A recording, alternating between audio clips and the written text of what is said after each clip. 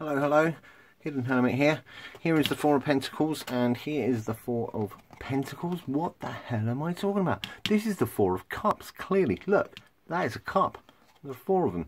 So this is the Four of Cups from the Quantum Tarot, or as I like to call it, that spacey deck.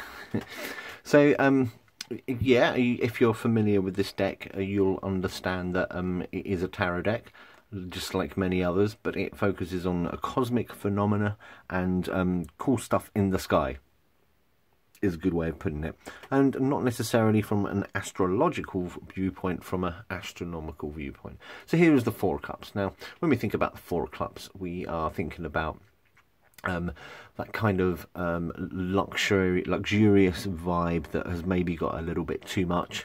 So we're thinking about withdrawal, rest, boredom, stagnation, meditation, too much of a good thing.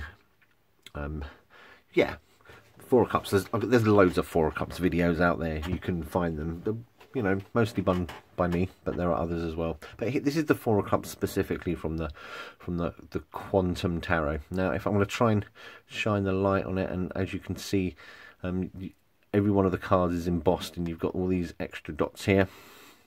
If I have a closer look at the actual card itself, you've got your resting person there, who may be bordering on boredom. Maybe should be perhaps meditating when he shouldn't be. What is procrastinating, really. You got your Four Cups as well, and very much aping the Waite Smith image of the hand offering another cup, and the guy's like, yeah, whatever. So you got a hand here, and you can see all these particles just knocking about, and the hidden feature, if you like. There you go. You can see extra particles embossed across the card there, and I'm going to cough. Excuse me. And that is the subtitle of this card, the Four of Cups, or Extra Particles. And the story behind it is thus. So it is a story of physics. So all particles in a nucleus of an atom are made up of quarks and leptons. And there are 6 varieties of quarks, and there are 6 varieties of leptons. However, in most atoms, you only get either three kinds of quarks and 1 kind of lepton.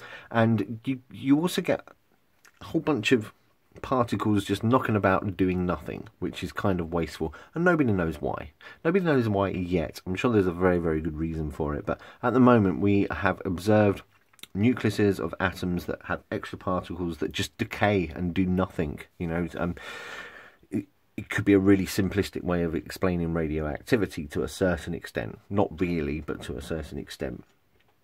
So yeah, that kind of is the way they are explaining in and I do find it kind of amusing that they use these really high concept things to explain something as, let's face it, quite simple as a tarot card. But there you go.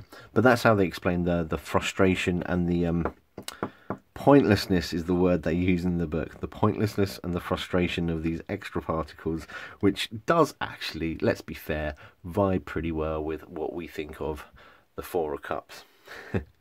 So yeah, it appreciates the fact that the Four of Cups is a very heavy energy, and things can turn to passivity, and the result is boredom, if you like. So as Four of Cups interpretations go, yes, you're taking in a concept that, you know, your physics teacher might be at home with, but you won't.